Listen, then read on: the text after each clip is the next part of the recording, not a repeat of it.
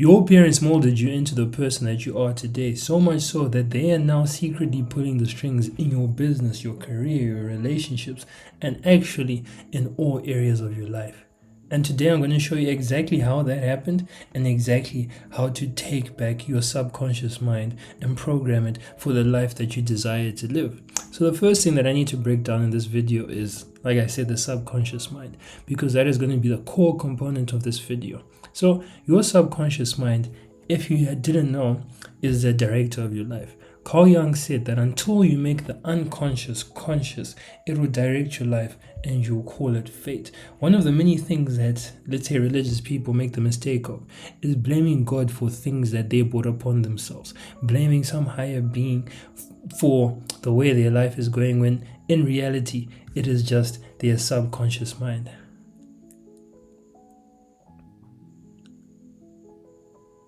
Time to start your day, bro.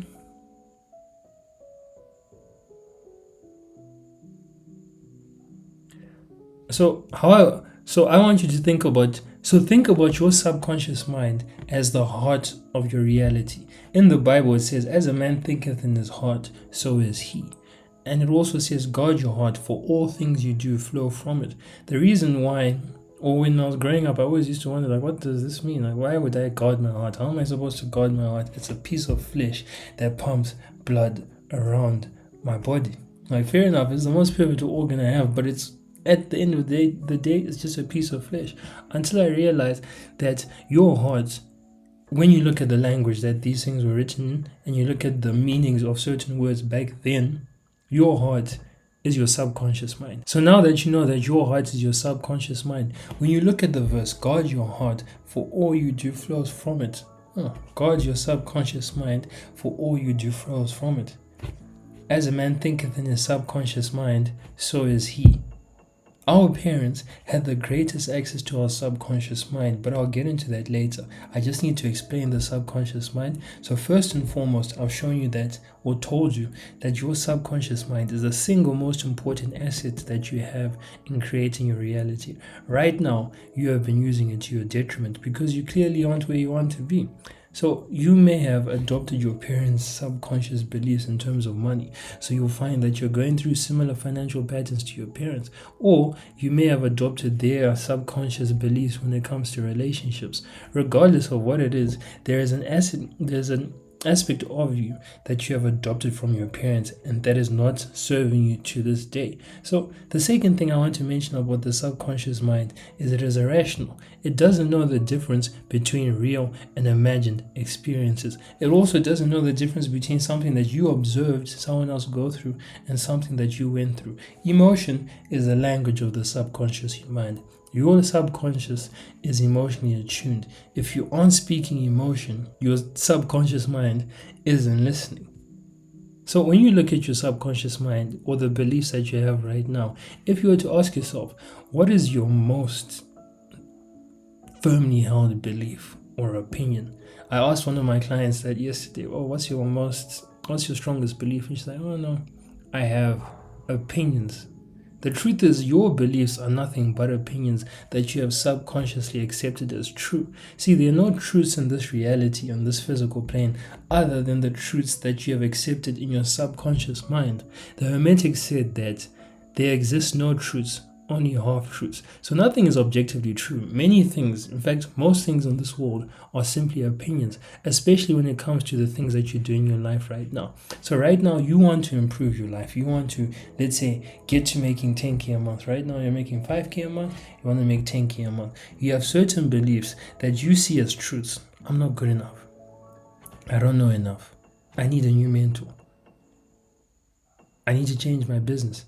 I need to change my trading strategy. You may see those as truths, but they are merely just opinions, because there are people who are doing the opposite of that and getting the results that you desire. So the fact that there's someone who's doing the opposite of what you think is a truth and getting the results that you desire shows that it's not a truth. It's an opinion. It's a way of thinking. That's all it is. So, anyways, I was about to blurt out the most diabolical sentence. Not anything incriminating, my English would just left me. So, your subconscious mind is the most important thing in creating your reality, number one, and it is emotionally attuned. It is irrational. So it doesn't matter whether something makes sense, it just has to have a lot of emotion charged to it. That's all. Your subconscious mind, on top of it not knowing the difference between what's real and imagined, it doesn't care whether whatever's in it makes sense. It only cares if there is a strong emotion attached to it. And last and foremost, in this section of explaining your subconscious mind is most accessible when you're relaxed. So let's say you're just chilling at home, you're relaxed, not even listening to music, you're relaxing, half asleep on your bed.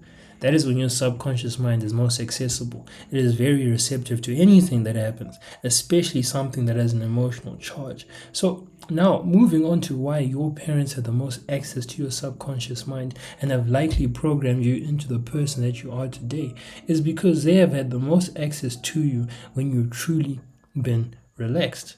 Think about all the times that you're relaxed. Most of the times you're relaxed, it's in the comfort of your home. Let's say in your room, you've been chilling for an hour, you're on Instagram, whatever, now you're just chilling. Whatever you may be doing, you're relaxed. On top of that, our parents had access to us due to them being our parents from an early age, at a time where we were very impressionable. One thing you need to know about our brains at an early age is that our brain waves are in a slower wave state. So this means that it's easier for the things to be embedded in your subconscious mind. I want you to think about your brain waves as, let's say, I don't know what they're called, those things that swing around like this, those swings that used to be on the playground, and they swing around like this. When your brain waves are fast, spinning around like this, it's very hard to get onto it. But the slower the brainwaves are, the easier it is for you to latch onto or jump onto the swing, right? So likewise, with your subconscious mind, the slower your brainwaves, the easier it is for whatever is happening around you to make an impression upon your subconscious mind. So I've established two things. At an early age, we have slower brainwaves, right? And we were just very impressionable, and we were very relaxed. So the first two are 1 point. I don't know why I said them as separate, but we had slower brainwave states, so that means we were very impressionable, and secondly, we were relaxed. So focusing on your subconscious mind being most relaxed when you're at home, it's very likely that every day you get into a relaxed state at home. You're relaxing, you're watching TV, you're just chilling on your bed, you're about to sleep, or you've just woken up, right?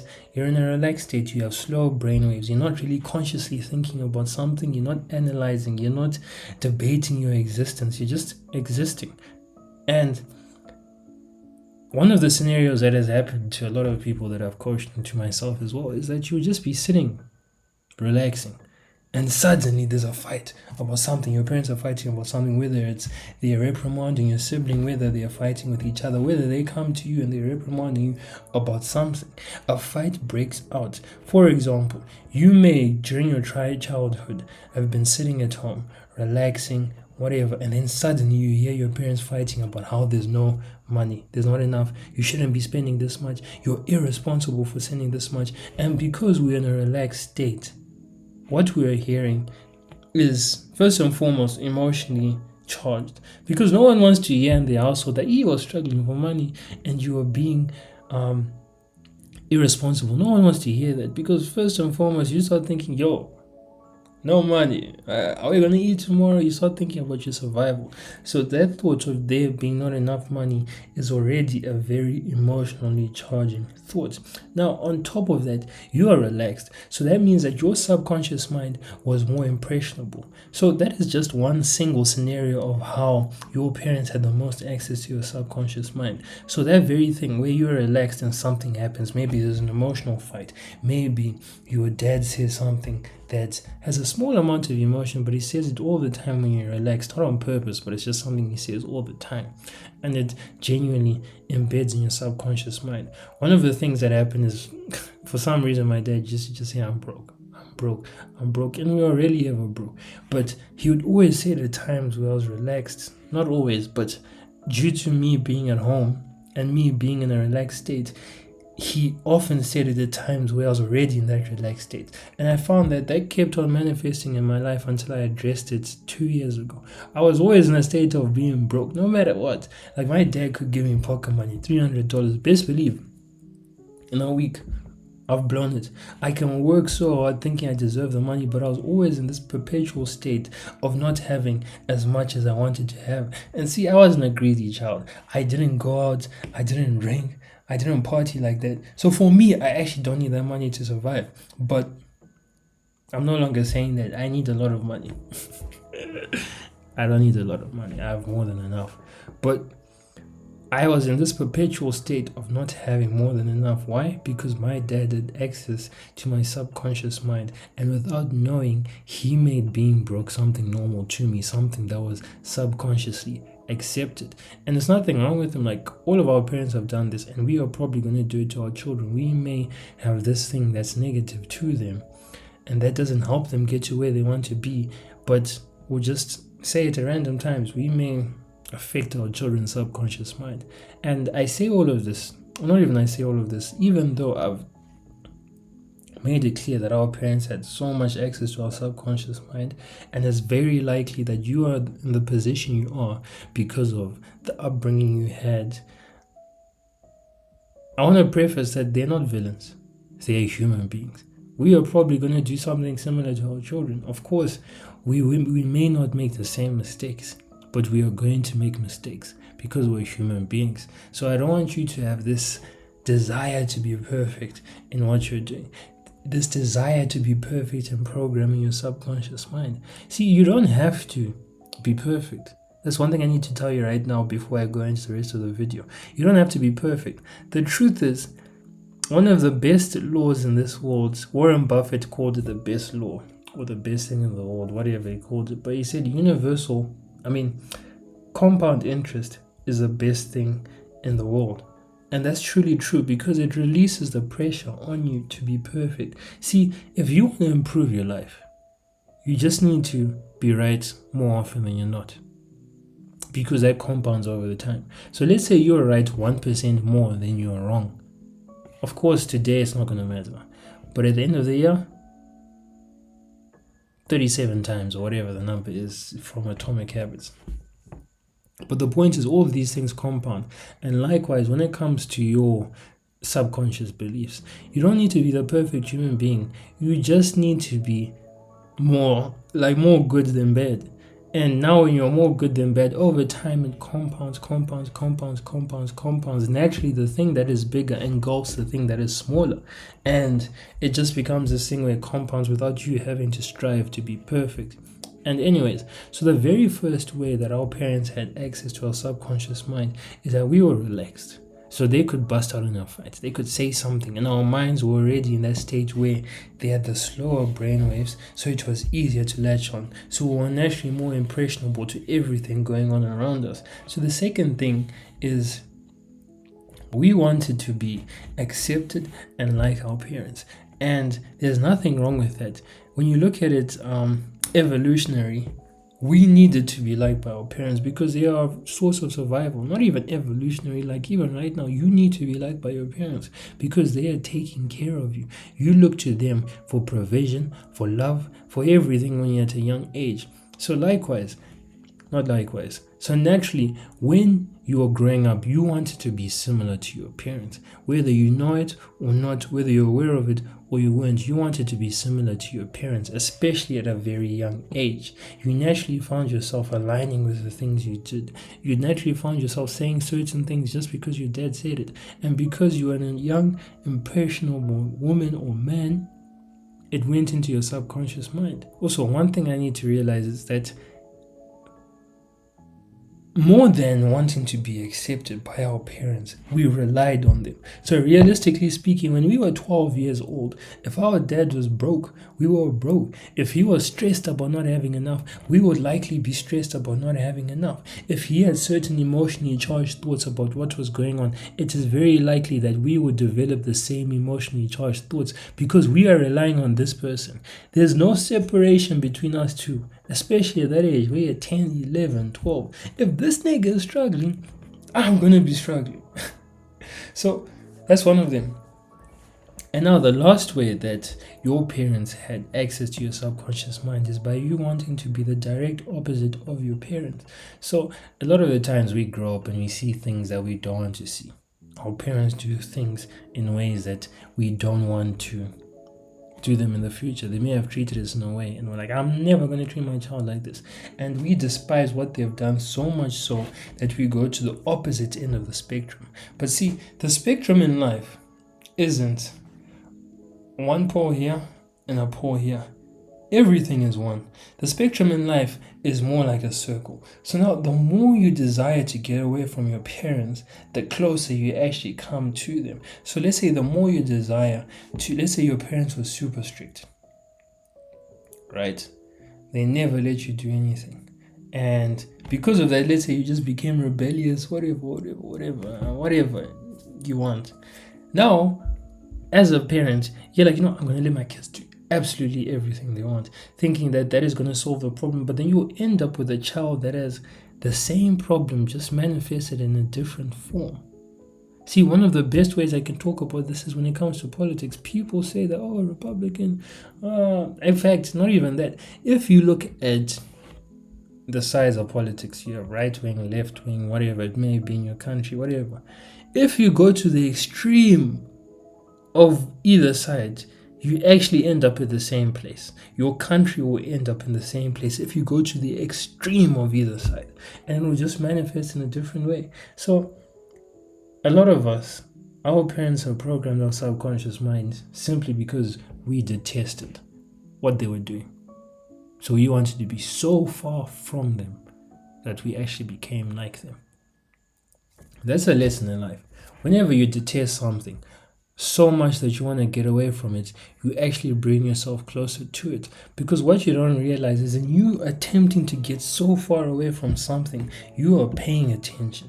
Now, when you are paying attention, you can't help but open the app. So let's say you're on your computer and you paying your attention is essentially like the mouse, the cursor, whatever it's called, that's pointy thing. I know it's a cursor when you're typing, but the mouse. You paying attention is putting your mouse on the calendar app and pressing and double clicking.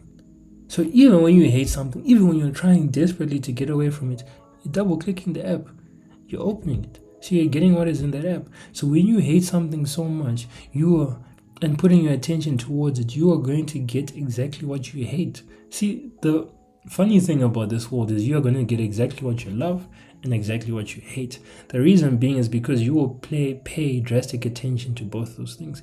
You pay a lot of attention to the things you love, you pay a lot of attention to the things you have. The things you hate.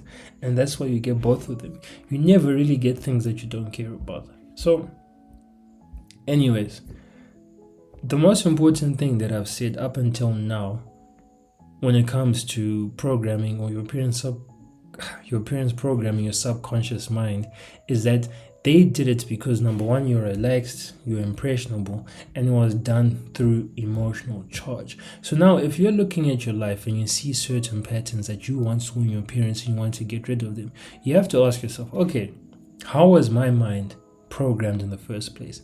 Yes, my parents had access to my mind, but how was it done? It was done through emotional charged experiences. That's all it is at its core. Whatever method it may have been, whether it was you just observing them going through something, whether it was you actually going through something and, fighting with your parents, or it was you hearing stories of what other people went through in your childhood. The common denominator of all of those is whatever embedded itself in your subconscious mind was emotionally charging. So your subconscious mind is programmed through emotional charge. If you aren't speaking emotion, your subconscious mind isn't listening. So if you reverse engineer it, you will be able to reprogram your subconscious mind by the same means. So now you may be thinking, okay, how am I going to experience something that is so emotionally charging that is going to overpower all the things that I've been through, all the experiences that I've felt with my parents? First and foremost, the belief that nothing can overpower all those experiences that you've been through with your parents is just a limiting belief. It is a belief that is setting you up to fail. All things can be changed. All beliefs can be changed. And it's only a choice. You are the only one that decides how long it's going to take for that belief to go. You are the only one that decides how big that belief is. It's not, oh, I was exposed to it this much or whatever. If you decide that, okay, I can get rid of this now, you can get rid of it now. And fair enough, things may not be that simple for you, but like I said, you decide how simple it is for you. So, coming back to my point, you have been programmed through emotional charge. So if you want to reprogram your mind, you're going to do it the same way, through emotional charge. So you now may be asking, okay, how am I going to experience this? Like, how am I going to find something that is the opposite of what I experienced if it's not in my current reality? That is exactly what I'm trying to do. I grew up feeling poor. I grew up in a state of scarcity, and my parents reinforced it. They fought about money all the time. How am I going to get to the point where I feel an emotionally charged experience that communicates the opposite to me, in abundance, having more than enough, not having to worry about buying something for 94 cents as opposed to 99 cents, right? This is where your subconscious mind being irrational comes in your aid. So since your subconscious mind is irrational and doesn't know the difference between real and imagined experiences, the only thing you need to do to be able to reprogram your mind is to create an imagined experience that is emotionally charging and communicates the opposite of what you want to take out. So let's say if you want to take out this belief that I never have enough, I'm not good enough, all you have to do is mentally visualize something that communicates the opposite of it, and it has to have an emotional charge. Like I said, if you aren't speaking emotion, your subconscious mind isn't listening. So that's all it is. So the methods in which you can do this, actually there's two. So the first method is, I want you to think about the most emotionally charging experience that you've had when it comes to whatever it is you're trying to materialize. Let's say you're struggling to get into a new relationship. I want you to think about your most emotionally charging experience when it comes to love. Let's say you want to get a career promotion, but no matter what you do, no matter how much you prove that you are the best, nothing works. I want you to think about your most emotionally charging experience when it comes to getting a promotion or the lack thereof. Let's say business, you want to get a 10K, whatever. I want you to think about your most emotionally charging experience when it comes to business and money, right? You will probably find that there's a negative aspect of it that is now manifesting itself in your life. Now, after that, what I want you to do is get into a relaxed state, a meditative state, and re-visualize this event. However, I want you to visualize it and add or replace the negative with the positive that you wished happened. So let's say if you were growing up and your parents were fighting about money, I want you to sit down and visualize your parents saying, oh, we have so much money, we have more money than we can spend. Like, what are we going to do with all this money? Life is so good, money comes to us easily. Recreate an emotional experience that is the replacement of what you experienced, so that you can now emotionally program your mind, or to get whatever it is that you want into your subconscious mind. And now you may be thinking like, no, it's not real, whatever, like I'm not going to pay attention to this, it's not going to work, it's not real. Like, half of the things that are programmed your subconscious mind didn't happen the way that you think they happened. You just perceived them in a certain way, and you let that perception be the truth for you. You just need to make something that is emotionally charging. That's all you need to do. Make a visualization that's emotionally charging. It doesn't matter if it's going to happen in real life. It doesn't matter if it is factually true, because to your subconscious mind, the only thing that is true is what you have accepted as true. It doesn't have to be true. Now, the second way in which you can do that is just create a new experience, what you wish to experience. So let's say you don't really need to go into your past, but you need to be aware of it, that okay, it came from here. My most emotionally charging experience comes from, let's say, my parents fighting about money, or my parents telling me that I can't do the thing that I want to do. You don't have to recreate that event in a positive light. You can just visualize that which you want to happen. So let's say right now you want to make 10K. right? Just visualize something that entails you would have made 10K. So it could be your girlfriend saying, "Oh, babe, I'm so proud of you." Then she hugs you, and you're like, "I know, right, babe? Like, so amazing. Thank you, my love." And whatever it may be, you just visualize what you desire to experience. And like I said, make sure it has a strong emotional charge to it, because only then will it begin to embed itself in your subconscious mind.